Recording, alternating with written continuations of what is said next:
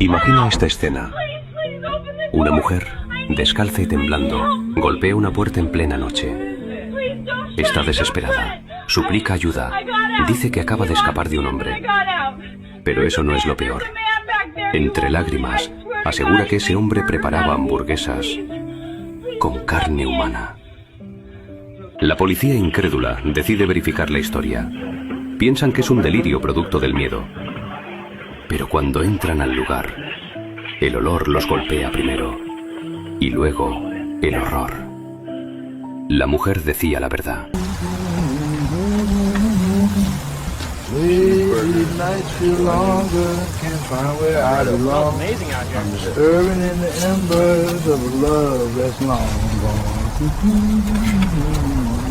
Crímenes imperfectos. Casos reales. Baltimore, años 90. Una ciudad acostumbrada al bullicio de la calle y al olor de la comida recién hecha. Pero tras el humo de una parrilla se escondía un secreto que estremecería a todo un país. Mujeres desaparecidas sin dejar rastro, testimonios que apuntaban a diferentes sospechosos y un barrio que empezaba a preguntarse si la amenaza estaba más cerca de lo que imaginaban. Yo lo veía todos los días. Parecía un hombre normal. Nunca pensé que detrás de esas hamburguesas podía haber algo tan oscuro. Una investigación llena de pistas falsas, teorías inquietantes y un final tan perturbador que desafía la comprensión. A mediados de los 90, Baltimore comenzó a sentir un miedo extraño. Mujeres de la zona industrial desaparecían sin explicación. Algunas trabajaban en fábricas, otras eran habitantes vulnerables de los barrios más pobres. Lo desconcertante era que los casos parecían no tener relación entre sí. Nos llegaban denuncias cada semana. Jóvenes que no regresaban a casa, mujeres que simplemente dejaban de aparecer. Buscábamos patrones, pero todo parecía aleatorio. Era como si la ciudad entera estuviera siendo devorada por una sombra invisible. El ambiente se volvió pesado. Las calles que antes bullían de actividad nocturna se fueron vaciando. Los rumores crecían y la prensa local comenzaba a hablar de un desaparecedor al que nadie podía ponerle rostro. Mientras tanto, en las afueras de la ciudad, los camioneros y viajeros solitarios hablaban de un hombre peculiar. Siempre estaba allí, al costado de la carretera, frente a una parrilla improvisada. Su aspecto corpulento imponía respeto, pero sus hamburguesas ganaban clientes constantes. El aparato rápido y para muchos casi un alivio encontrarlo en medio de la oscuridad. Yo recuerdo perfectamente. Con mis amigas parábamos allí después del turno nocturno. El hombre apenas hablaba, pero cocinaba como si lo hubiera hecho toda la vida. Nadie desconfiaba de él. En realidad parecía darnos seguridad en una zona peligrosa. El parrillero de la ruta se volvió parte del paisaje. Nadie lo cuestionaba, nadie lo asociaba con nada extraño. Pero su presencia constante empezaba a despertar la curiosidad de algunos vecinos. La presión aumentaba en las comisarías y pronto surgió un nombre. Samuel Turner, un exconvicto con reputación agresiva. Trabajaba como guardia de seguridad en un almacén cercano y solía vagar por las noches en evidente estado de ebriedad. Ese Samuel era un problema. Lo escuchábamos gritar en la madrugada, perseguía a mujeres, discutía con cualquiera. La gente decía que si alguien era capaz de hacer desaparecer a tantas jóvenes, debía ser él. La policía no tardó en vigilarlo, pero no hallaban pruebas suficientes. Otro nombre emergió. Daniel Crawford, un mecánico que vivía prácticamente dentro de su taller bajo un puente. Solitario, reservado y con una mirada que muchos describían como perturbadora. Daniel era un misterio. Nunca se lo veía con nadie. Trabajaba de noche y los rumores sobre él crecían como pólvora. Cuando las desapariciones aumentaron, la gente lo señaló sin pensarlo dos veces. Ambos sospechosos parecían encajar en la narrativa de un responsable oculto, pero las piezas del rompecabezas aún no encajaban del todo. En 1995, la calma aparente se rompió. Una patrulla halló pertenencias femeninas y restos de ropa bajo el puente del río Patapsco. Para los investigadores, aquello era el primer indicio real de que las desapariciones estaban conectadas. Cada prenda encontrada, cada objeto olvidado bajo aquel puente, se convirtió en símbolo de un dolor que la ciudad no sabía cómo enfrentar.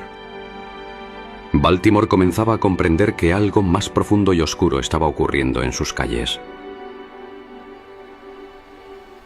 La noticia estremeció a la comunidad. Los nombres de Samuel y Daniel aparecieron de inmediato en los periódicos. La gente quería respuestas y la policía parecía cada vez más convencida de que uno de ellos era el responsable.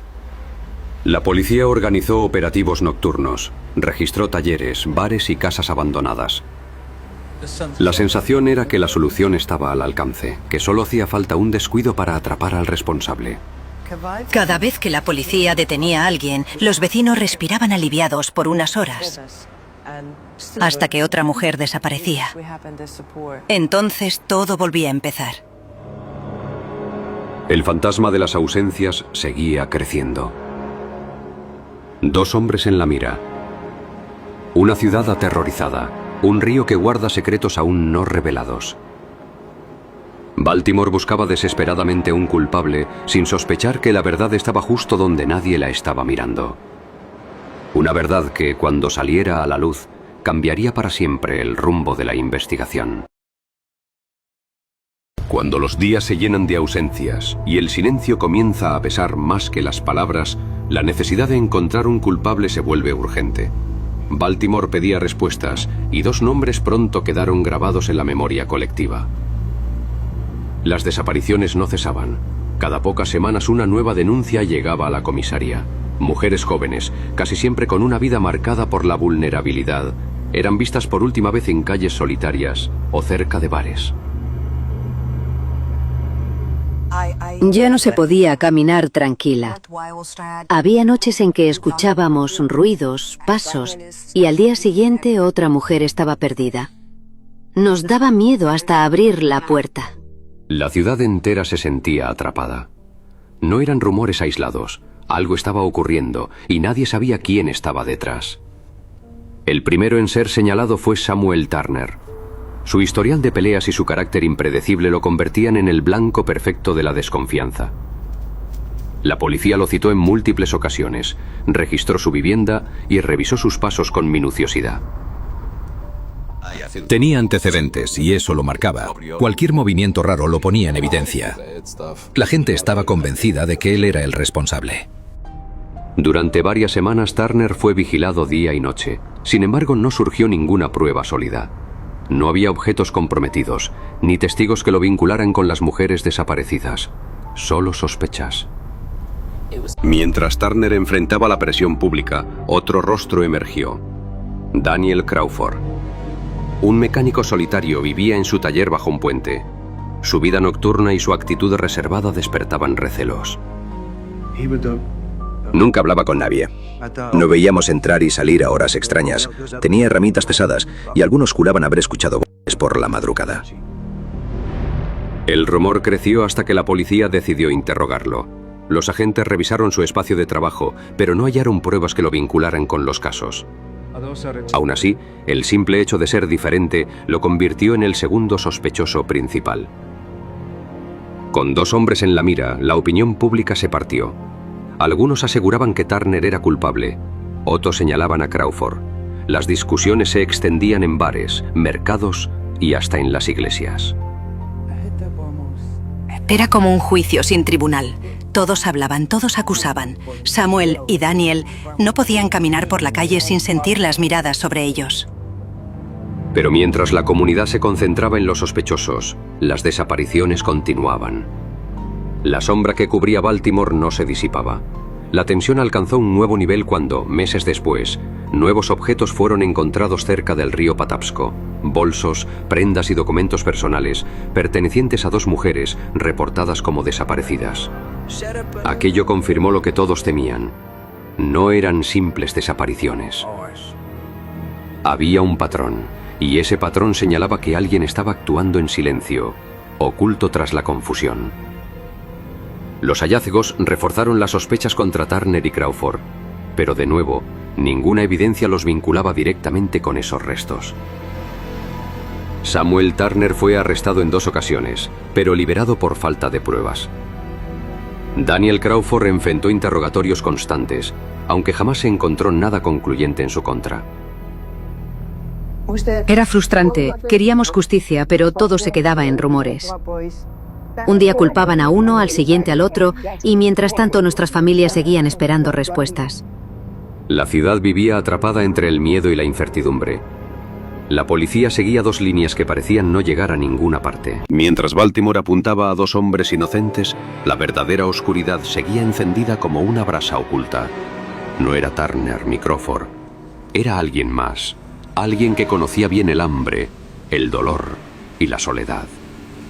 Alguien que poco a poco dejaba un rastro imposible de ignorar. Las sospechas hacia Samuel Turner y Daniel Crawford se desmoronaban con cada semana. Las autoridades no encontraban pruebas concluyentes y sin embargo los casos continuaban. Fue entonces cuando la atención se desvió hacia un rincón olvidado de la ciudad. Una zona industrial cerca del puerto donde el olor a carbón y a carne cocida siempre estaba presente. Había un hombre que siempre estaba ahí, rodeado de humo. Cocinaba día y noche, como si no tuviera descanso. Nunca pensé que detrás de esas brasas podía haber tanto horror. Ese hombre era conocido por todos como el parrillero. Nadie sospechaba de él porque parecía inofensivo. Un vagabundo robusto que cocinaba para sobrevivir. Pero las piezas pronto empezaron a encajar. Detrás de su figura se escondió una historia marcada por el abandono. De niño, fue separado de su madre y criado en hogares de adopción. La falta de afecto lo endureció. En la adolescencia se refugió en la bebida y más tarde en sustancias que lo hundieron en la marginación. Era un hombre que cargaba con la furia de una vida incompleta. Su rencor hacia la sociedad se mezclaba con su adicción, creando un cóctel de rabia y desesperación. Tenía arranques de ira, pero también momentos de calma. Era como si llevara dos personas dentro. Cuando bebía, esa parte oscura salía a flote. Su resentimiento no era contra una sola persona, sino contra todos. Y sus víctimas se convirtieron en un reflejo de esa ira contenida. El descubrimiento ocurrió por azar. Una mujer logró escapar tras ser llevada a su improvisado campamento. Temblorosa, denunció lo que había visto. Cuchillos manchados, ropas ajenas y un olor metálico que no se confundía con carbón. La policía se movilizó de inmediato y en la zona encontraron pertenencias de al menos 2 mujeres desaparecidas. Bolsos, collares y zapatos estaban apilados en un rincón como trofeos. Al principio pensamos que era basura acumulada, pero luego vimos que cada objeto pertenecía a una de las desaparecidas. Fue el momento en que todo cambió. La comunidad estaba conmocionada. El hombre que todos conocían como alguien extraño pero inofensivo resultó ser el verdadero responsable. Nadie podía creerlo. Mientras la ciudad culpaba a Turner y a Crawford, el parrillero seguía actuando a plena vista, ocultando sus actos entre brasas y humo. Lo veíamos a diario cocinando en su parrilla improvisada. Nadie imaginó que ese fuego escondía algo más que carne. Los investigadores reconstruyeron su perfil. No se trataba de un impulso pasajero. Había una lógica en su locura. El abandono de su madre lo había marcado para siempre. Según los peritos, proyectaba en sus víctimas la furia de aquel rechazo infantil. Cada desaparición era, para él, un acto de revancha contra un mundo que lo había dejado de lado. No buscaba dinero ni poder. Lo movía el resentimiento y la adicción. Cada víctima era el eco de un rencor que nunca pudo resolver. El parrillero fue detenido tras un operativo nocturno. No ofreció resistencia. Algunos dicen que incluso sonrió al ser esposado, como si supiera que su papel en la oscuridad ya había sido descubierto. Lo atrapamos sentado junto a su parrilla, con la mirada perdida. Era como si llevara tiempo esperando que llegáramos. El verdadero rostro de la maldad había quedado al descubierto. Pero aún faltaba lo más importante: el juicio, las confesiones y las verdades que estremecerían a todos. Baltimore despertó de golpe. Lo que pareció un simple caso de desapariciones terminó revelando uno de los secretos más perturbadores en la historia reciente de la ciudad. El parrillero, aquel hombre solitario que cocinaba en las calles, había llevado su oscuridad a un nivel que nadie pudo imaginar. El tribunal estaba repleto. Vecinos, periodistas y familiares de las víctimas escuchaban con atención. La fiscalía presentó objetos recuperados en su campamento, bolsos, prendas y cuchillos. Pero lo más impactante vino después, cuando se reveló el método con el que ocultaba sus actos. Las pruebas muestran que el acusado no solo retenía a sus víctimas, también usaba sus restos para mezclarlos en la comida que luego ofrecía en su parrilla callejera. La sala quedó en silencio. Aquellas hamburguesas baratas que atraían a trabajadores y curiosos escondían una verdad imposible de digerir. Durante años el parrillero había vendido su comida en los muelles y en barrios marginados. Muchos recordaban su sabor peculiar, sin sospechar jamás lo que en realidad estaban consumiendo. Yo le compré varias veces. Eran las hamburguesas más baratas del barrio. ¿Cómo imaginar que estaba comiendo algo así? No me lo perdonaré nunca. El asco y la culpa se apoderaron de la comunidad. Nadie podía borrar de su mente la posibilidad de haber sido cómplice sin saberlo. Los psiquiatras lo describieron como un hombre dividido entre dos mundos, el del hambre y la miseria y el de un odio profundo hacia quienes lo rechazaban. Para él, cocinar de esa manera era una forma retorcida de vengarse y de mantener un control absoluto sobre su entorno. No se trataba solo de ocultar pruebas. Para él, la parrilla era un escenario, un disfraz de normalidad en medio del horror. El acusado encontraba placer en engañar a la gente. Hacer que otros consumieran lo que él preparaba era su manera de sentirse poderoso. Tras semanas de testimonios y pruebas irrefutables, el jurado no tardó en llegar a una conclusión. Culpable de todas las desapariciones. La sentencia fue ejemplar. Pasaría el resto de sus días en prisión sin posibilidad de libertad. No solo le arrebató la vida a inocentes, también contaminó a toda una comunidad con su engaño. Su castigo será vivir encerrado, sin fuego, sin humo, sin posibilidad de ocultar lo que realmente es. La ciudad nunca volvió a ser la misma. Los muelles quedaron marcados por la desconfianza. La parrilla improvisada fue destruida y en su lugar se colocó una placa con los nombres de las víctimas. El recuerdo de las hamburguesas malditas se convirtió en una leyenda urbana. Una historia que los padres contaban a sus hijos como advertencia sobre el peligro de confiar en lo que parece inofensivo. El caso del parrillero dejó en claro que la maldad no siempre se esconde en las sombras. A veces se presenta a plena luz del día, disfrazada de lo cotidiano, de lo común. Baltimore aprendió con dolor que detrás de una simple parrilla callejera podía esconderse el engaño más atroz. Condenado a cadena perpetua, el hombre pasó sus últimos años en una celda fría y silenciosa. Ya sin brasas, sin humo y sin público que engañar, su figura se apagó lentamente. Nunca mostró arrepentimiento. Murió como vivió, aislado, en su propio mundo. En 2017, la noticia de su fallecimiento en prisión recorrió nuevamente los titulares. Para algunos fue un cierre esperado. Para otros, un recordatorio de que el horror que sembró nunca desaparecerá del todo. La parrilla quedó apagada para siempre, pero el recuerdo de su engaño sigue ardiendo en la memoria de Baltimore.